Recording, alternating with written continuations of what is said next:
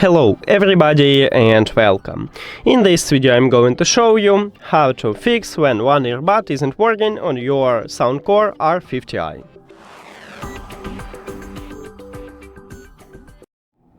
Firstly, we should start by performing a soft reset. So put your earbuds to the charging case, and now you can close the lid or not close it. The most important that these earbuds now disconnected from your phone, and we can check it at the settings Bluetooth. Right here we have information that it's not connected, but if you have Android, your earbuds will move to save device. So it would be not in my devices, but just in save devices.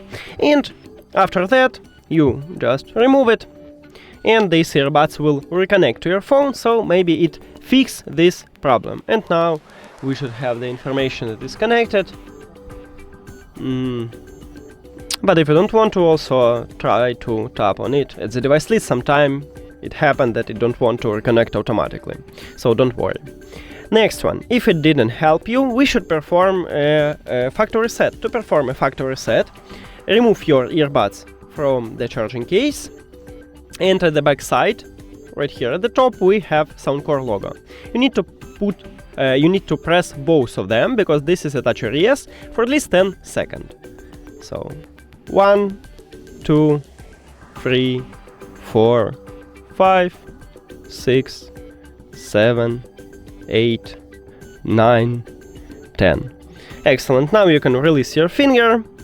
And firstly, we need to remove these earbuds from the phone. So click the information icon or settings icon at the device list in the Bluetooth. Then forget this device and forget device. If you have Android, click pair new device after that, and after a factory reset, these earbuds enter to pairing mode automatically, and we will see it at the device list. Right here we have it. Just tap on it to reconnect them. And if you have Android, click pair after you tap on it. That's it. Thank you for watching this video. If you found it helpful, please consider subscribing to the channel and leave the like on the video. See you later!